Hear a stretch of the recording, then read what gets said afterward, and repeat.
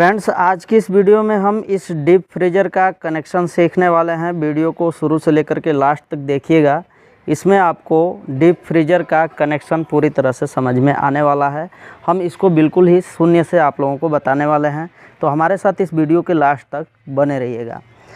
सबसे पहले हम इसमें कनेक्शन का डायग्राम देख लेते हैं और उसी डायग्राम के तहत जो है कि आपको ये पूरा कनेक्शन करना भी है। यहाँ पर हमने इस पूरे डीप फ्रीजर का कनेक्शन बना दिया है। यदि आप देख सकें और समझ सकें तो समझ लीजिएगा वीडियो को रोक करके। उसके बाद हम आगे बढ़ते हैं और इसमें देखते हैं कि क्या क्या चीज़ें इलेक्ट्रिकल भाग है जिनको एक दूसरे से जोड़ने की आवश्यकता पड़ती है।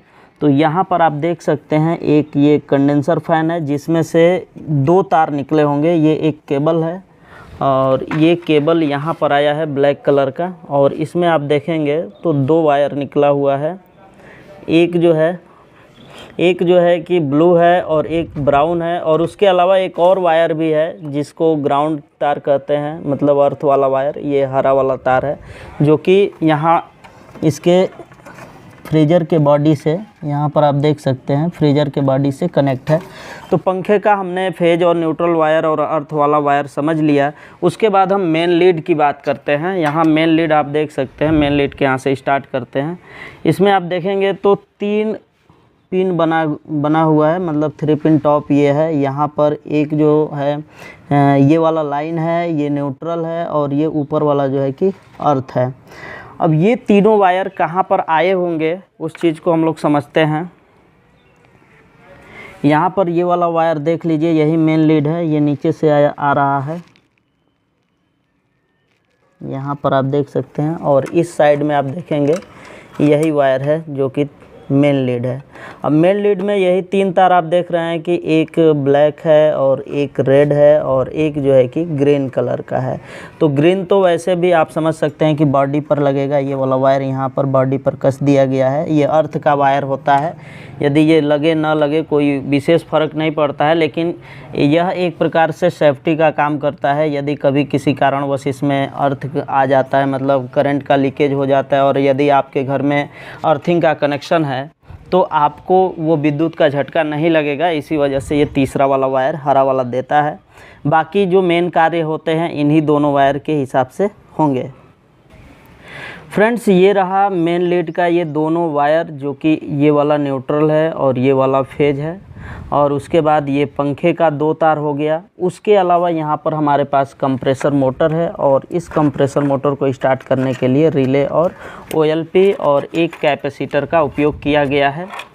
और यहाँ पर एक थर्मोस्टेट स्विच है जिसमें कि 2 टर्मिनल है, और इसी थर्मोस्टेट स्विच से इस डीप फ्रीजर के अंदर का जो भी तापमान होता है सेट किया जाता है कि आपको तापमान ज़्यादा ठंडक चाहिए या कम ठंडक चाहिए। तो वो सारा सिस्टम आप यहाँ से मैक्सिमम और मिनिमम करके कर सकते हैं। इसमें नंबर दिया गया है 1 2 3 4 5 6, और यहाँ मैक्सिमम 7 नंबर तक दिया गया है। तो आप अधिकतम 7 पर रखेंगे तो ज़्यादा कूलिंग आएगा, इससे कम पर रखते हैं तो धीरे धीरे कूलिंग कम भी होती जाती है। तो इसका मेन मकसद होता है कंप्रेसर को सिस्टम ठंडा हो जाने के बाद कंप्रेसर को ऑफ़ करना।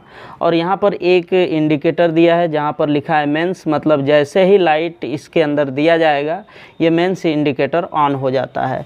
मतलब कहने का यही अर्थ है कि यहाँ से जो 2 तार जाएंगे सीधे सीधे इंडिकेटर के फेज और न्यूट्रल पर जा कर के लग जाते हैं। ये इंडिकेटर हो गया, ये थर्मोस्टेट स्विच हो गया। चलिए आगे की जो है कि कनेक्शन हम देख लेते हैं, कर लेते हैं। सबसे पहले ये रेड वाले को यहाँ पर हम रेड वाले पर इनपुट करेंगे। यहाँ पर देख सकते हैं ये रेड वाले वायर से, मतलब मेन लीड का फेज सप्लाई ये कहाँ पर गया है। तो इधर से आप देखेंगे तो यहाँ पर रेड वाला वायर आया है, इंडिकेटर पर भी गया है, और सेम सप्लाई यहाँ पर भी आया हुआ है, मतलब थर्मोस्टेट के पास आया हुआ है। थर्मोस्टेट से यही फेज सप्लाई यहाँ से आउट हो रहा है जो कि वाइट वाले वायर में आया हुआ है। वाइट वायर में एक वायर यहाँ से निकल करके रिले के पास, OLP के पास गया हुआ है, और OLP से जो है फेज सप्लाई सीधे सीधे हमारे इस कंप्रेसर को मिल जाएगा। यहाँ से आप समझ सकते हैं OLP से एक फेज सप्लाई हमारे कंप्रेसर मोटर को चला गया, और वही सप्लाई जो है हम यहाँ से इसको भी दे देंगे कंडेंसर फ़ैन को। मतलब जो सप्लाई हमारे इस कंप्रेसर को जा रहा है फेज सप्लाई, वही फेज सप्लाई सेम जो है कि कंडेंसर फ़ैन को जाएगा। और कंडेंसर फ़ैन को न्यूट्रल के लिए अभी हम न्यूट्रल सप्लाई ये जोड़ेंगे, उसके बाद जो है कि न्यूट्रल देखते हैं कैसे आता है। ये मेन न्यूट्रल सप्लाई है, इसको हम जोड़ दिए यहाँ पर। तो यहाँ से न्यूट्रल जो है दो रास्तों में इधर से बट जाता है, एक तो इधर आ जाता है और एक जो है इस साइड में चला जाता है। तो इधर जब आएगा तो आप देख सकते हैं यहाँ पर जो इंडिकेटर है ग्रीन वाला, इधर से आप देखिए ग्रीन इंडिकेटर है। तो ग्रीन इंडिकेटर के पास जो है कि ये न्यूट्रल सप्लाई चली गई है।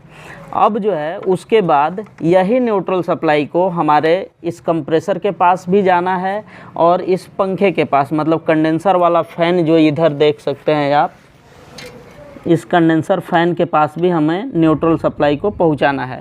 तो चलिए हम इसको भी देख लेते हैं। यहाँ से हमने न्यूट्रल सप्लाई इन कर दिया और ये सप्लाई सीधे चली गई इंडिकेटर के पास, और यहाँ से एक सप्लाई आ गई है इधर के तरफ जो कि इस रिले के रनिंग वाले पॉइंट पर पहुंच गया है। रनिंग साइड मतलब दाहिने साइड अक्सर ही रनिंग पॉइंट आपको देखने को मिल जाएगा। तो दाहिने साइड हमने इसका रनिंग पर जो न्यूट्रल सप्लाई है दे दिया है। और उसके बाद जो है आप ये कैपेसिटर को लगाना चाहें तो कैपेसिटर कभी भी लगता है तो कंप्रेसर के एक रनिंग और एक स्टार्टिंग पर। ये पहले से भी आपको पता होगा कि एक रनिंग साइड है और एक स्टार्टिंग साइड।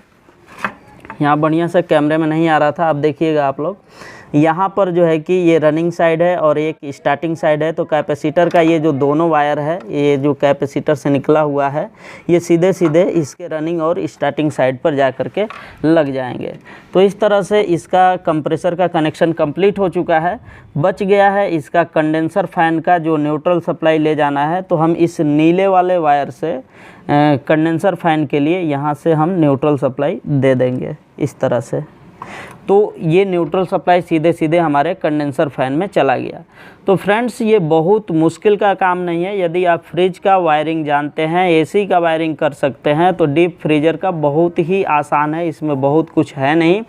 यहाँ पर एक कंप्रेसर है और उधर एक कंडेंसर फ़ैन है। इन्हीं दोनों को एक ही साथ चलाना होता है और एक ही, जब भी बंद हो एक ही साथ बंद हो जाए और चलें तो एक ही साथ चालू भी हो जाए, ऐसा कुछ इसके अंदर व्यवस्था लगाया जाता है। तो फ्रेंड्स उम्मीद है कि आपको आज की ये वीडियो समझ में आई होगी और ये सारा कनेक्शन आपको समझ में आ गया होगा। यदि कोई भी सवाल आपके मन में है तो आप इससे संबंधित जो भी सवाल आपको समझ में आ रहा है वो इस वीडियो के कमेंट बॉक्स में अवश्य लिखिएगा। यदि आप एसी, फ्रिज, वॉशिंग मशीन इन सभी का कोर्स करना चाहते हैं तो हमारे नए वाले यूट्यूब चैनल का लिंक आपको इस वीडियो के डिस्क्रिप्शन बॉक्स में मिल जाएगा, जिसका नाम इलेक्ट्रिकल पढ़ाई है, और आप उसको यूट्यूब पर सर्च भी कर सकते हैं। तो चलिए फ्रेंड्स आज के लिए बस इतना ही। मिलते हैं नेक्स्ट वीडियो में नेक्स्ट टॉपिक के साथ। तब तक के लिए जय हिंद, वंदे मातरम।